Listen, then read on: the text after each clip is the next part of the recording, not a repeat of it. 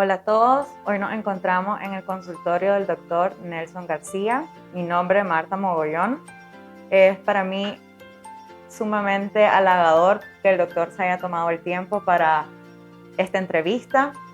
Quería comentarle al doctor que antes, tiene el placer o tengo el placer de ser su paciente, pero lo conocí antes de ser su paciente y sabía que habíamos estado en buenas manos desde que vi la virgencita que tiene allá, su cruz aquí, y que fuera de la misma religión. Para mí era importante porque en mis crisis uno de los pilares más fuertes es mi religión, la oración, y es algo que me sostiene. El doctor da consultas, estamos hoy aquí en su consultorio en Villa Fontana, pero además da consultas en el Centro de Neurociencias del Hospital Vivian Pelas. Damos inicio entonces con la primera pregunta. En tiempos de pandemia, la OMS dice que 1 de cada 13 adultos en el mundo sufre de ansiedad.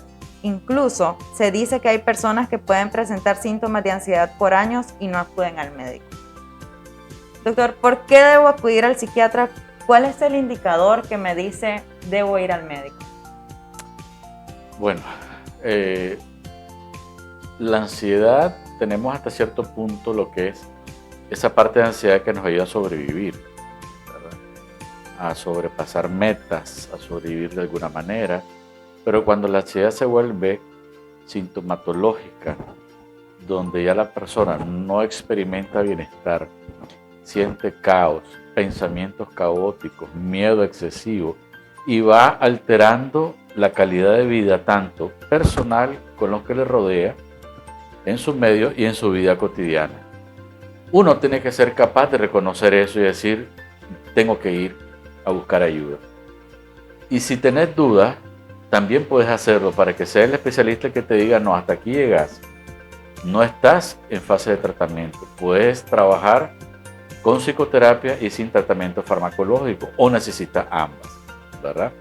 Lo que pasa es que hay un detalle importante, que hay personas que viven con ansiedad desde la niñez y ellos no logran identificar cuál es la parte buena o sana. Han vivido toda la vida ansiosa. Y cuando logran someterse a un tratamiento, experimentan el bienestar. Hasta en ese momento te dicen, yo creí que toda la vida era como manera. Yo sentía, ¿verdad? Claro, a través de todos estos medios y las personas como usted, se va a divulgar, se educa, y eso ayuda a que llegue a los hogares y que las personas tomen conciencia o reconozcan síntomas que amerita ir donde el especialista. Pero volviendo a la pregunta y para no encajonarla tanto, es cuándo ir, cuando el paciente o la persona o la familia ya observe que interfiere con su calidad de vida. Ok. La siguiente sería, como introducción, quizás sentirnos nerviosos o tristes es parte de la ansiedad, pero es real que la ansiedad afecta a nuestro sistema nervioso, doctor. ¿Cómo funciona la ansiedad a nivel físico del cerebro? Mire, la ansiedad el trastorno de ansiedad es una enfermedad del cerebro, no es una enfermedad o un padecimiento que alguien se lo imagine. La ansiedad normal, como le decía, cuando enfrentamos el estrés cotidiano. Pero el trastorno instaurado de ansiedad es una alteración neurobiológica del cerebro y que se manifiesta físicamente. Eso tiene un componente físico, psicológico, de origen neuroquímico y genético. No está inventado en papel, no, existe, es una realidad y hay medios diagnósticos. Altera toda la cadena o el eje neuroendocrino, que nosotros le llamamos como médicos, que es desde el cerebro, las glándulas, ¿verdad? Las glándulas suprarrenales, puede afectar las tiroides y todos los sistemas. Incluso el trastorno de ansiedad se comporta como un componente inflamatorio importante en todas las células del cuerpo. Uno va a decir, este doctor está exagerando. Bueno, no lo digo yo, no lo digo yo. Las enfermedades de inflamación sistémica, que le llaman sistemas, hablan de todos los sistemas del cuerpo. Los trastornos mentales lo pueden provocar, entre eso están los trastornos de ansiedad, los trastornos depresivos también, ¿verdad? Son capaces de provocar eso, son capaces de generar crisis hipertensivas, son capaces de generar alteraciones rítmicas cardíacas, son capaces de generar sensaciones como que te va a dar un infarto, crisis de pánico. Son capaces de hacerte correr y huir a buscar un hospital y todos tus signos vitales en ese están bien. O son capaces de darte una cifra tensional de 180, 110 y te pone en riesgo la vida también, ¿verdad?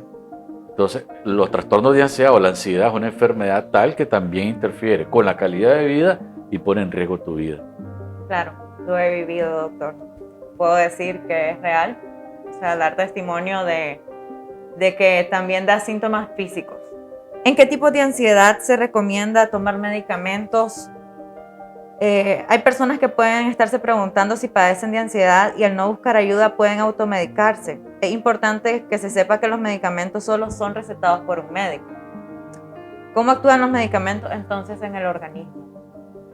Bueno, una recomendación es no automedicarse. Aquí viene mucha gente cuando ya andan tomando demasiados medicamentos, clonazepam, alprazolam, tafil, ribotril, en dosis altas, y vienen cuando ya no pueden controlarse. Pero eso implica un consumo abusivo de automedicación ya de varios meses. Entonces ya tenemos un trastorno de ansiedad con una adicción que hay que tratar. Se le suma. Los tratamientos generalmente, digamos, el psiquiatra determina en qué momento tratarla, dependiendo de la intensidad de los síntomas y de cómo interfiere en la calidad de vida de la persona. Si la persona no necesita psicofármaco, se le da un apoyo psicoterapéutico. Muchas veces hay situaciones difíciles que el ser humano padece y no las puede resolver y genera toda la cascada de síntomas de la ansiedad. Pero resolviendo con psicoterapia algunos problemas, algunas situaciones, el paciente mejora. Entonces el psiquiatra determina si solamente va a ser con psicoterapia o apoyarlo con psicofármaco. La gente tiene mucho estigma al psiquiatra porque creen que le van a dar medicaciones que los van a poner locos, que le van a sacar cachos, pelo, cola y no sé cuántas cosas más y colmillos. Son tratamientos modernos, hoy los toma cantidades de personas. El mercado farmacéutico tiene muchas opciones. Es cierto que en nuestro país las opciones son reducidas, pero tenemos suficiente pues, para escoger. Se usan en todo el mundo. Y el psiquiatra maneja más o menos las reacciones adversas indeseables, se las tiene que explicar al paciente, darle seguridad a su paciente. El éxito de esto es el apego que tenga el paciente con su médico y con el tratamiento, que se sienta seguro de que sí va a mejorar con eso. Mientras se siente inseguro, no va a mejorar. Hay medicamentos adicionales que se pueden dar al tratamiento farmacológico, como son los inhibidores selectivos de serotonina, de noradrenalina y otros antiansiosos. Los derivados de diazepam, como la alprazolam, el tafil, el ribotril, el clonazepam, etcétera, bromazepam, lexotan, el psiquiatra los usa o los manda por periodos cortos y deriva de las dosis. Los otros pueden usarse, los serotoninérgicos, que son de más largo plazo, se usan un promedio hasta un año, dependiendo de cómo la persona haya mejorado, cómo haya resuelto las cosas, o si tenemos ya una ansiedad crónica recidivante o resistente, porque también tenemos casos de eso. Hay medicamentos adicionales que se pueden dar, por ejemplo, hay personas que tienen colon irritable. El colon irritable es una manifestación de la ansiedad, pero andan donde los gastroenterólogos y se les dan algunos tratamientos que ayuden a mejorar las molestias del colon y se le da el antiansioso y la persona alrededor del mes y pico empieza a mejorar. El colon irritable es una enfermedad de la ansiedad, una manifestación somática de la ansiedad. ¿Cómo trabajan estos medicamentos a nivel cerebral? Una explicación sencilla, lo que hacen es, uno, estimular unos receptores a nivel de las neuronas, otro, aumentar las concentraciones de serotonina, de dopamina, de noradrenalina a nivel cerebral en el cerebro límbico. El cerebro límbico es una partecita del cerebro que está en el centro. El cerebro límbico se llama el cerebro emocional. ¿Será que nos puede mostrar ahí? Vamos a ver si aquí tenemos esta maqueta que nos puede ayudar un poquito. El cerebro límbico más o menos es esto, da la vuelta acá. Okay. Por aquí pasan todas las conexiones nerviosas y neurológicas que vienen de todos lados y aquí están las conexiones y los núcleos. Entonces aquí el medicamento empieza a regular, ¿verdad? Regular la liberación excesiva que hay en el cuerpo, en la glándula suprarrenal, una glandulita que está encima del riñón, de liberar demasiada adrenalina, noradrenalina y cortisol, ¿verdad? Que hay un estímulo constante, entonces uno lo pone ansioso. Cuando nosotros nos asustamos por algo, se da esa liberación rápida para prepararnos para la defensa, la huida. Pero el paciente con trastorno de ansiedad anda constantemente así. Entonces el tratamiento empieza a regular desde el cerebro esa señalización de liberación excesiva hacia la glándula suprarrenal. Pero esto empieza a trabajar como a los 15, 20 días de haber iniciado el tratamiento y se va estableciendo a medida que pasan los días. Ya como a las 6 semanas está establecido el mecanismo y la persona empieza a mejorar drásticamente. Okay. Entonces es a nivel del cerebro límbico, ¿verdad? Y por supuesto mejoran todos los síntomas periféricos, porque de aquí depende todo. El cerebro es un órgano. O sea, las enfermedades emocionales, mentales no son inventos, se derivan de acá, ¿verdad? Okay. Entonces, y para mientras empieza ese efecto, por eso es que se le da acompañado con un poquito del derivado de diazepanes que actúan en la ansiedad de manera rápida.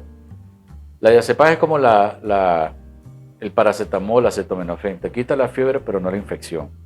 Entonces se usan por dosis tiempos pequeños, cortos, pero la que quita el problema o mejora drásticamente el problema y lo regula es el que va de fondo. Es el que selecciona el psiquiatra, inhibidor de la serotonina, inhibidor selectivo de noradrenalina, o que tengan dobles mecanismos de acción, o que tengan otros mecanismos de acción, o combinados. Eso va a quedar a criterio del psiquiatra de acuerdo a la evolución clínica, la historia clínica del paciente y sus síntomas. Eso quiere decir que en ningún caso los tratamientos son iguales para los pacientes. Cada uno es diferente. En ningún caso, son particulares. Por eso que el psiquiatra hace la evaluación. Por ejemplo, si se me presenta una persona de 40 años hipertensa, yo ya no puedo usar un tipo de antidepresivo porque puede alterar la presión. Si se me presenta una persona migrañosa y que toma ciertos medicamentos para la migraña como Telestén, ya no puedo utilizar los inhibidores de serotonina. Por eso es que se tiene que hacer toda la historia clínica para ver qué le voy a dar a este paciente, cuál es el fármaco más seguro que va a tener, ¿verdad? No es solamente ir a platicarle el problema al psiquiatra, sino que el psiquiatra va a evaluar qué es lo que le voy a dar a esta persona, cómo, las interacciones, ¿verdad? Y si tiene alteraciones del sueño, como en la mayoría de los casos, también tenemos que valorar qué le vamos a dar para que regule, trabaje y se estabilice el sueño a mediano y a largo plazo. Te invito a acompañarme a tomarte un tiempo.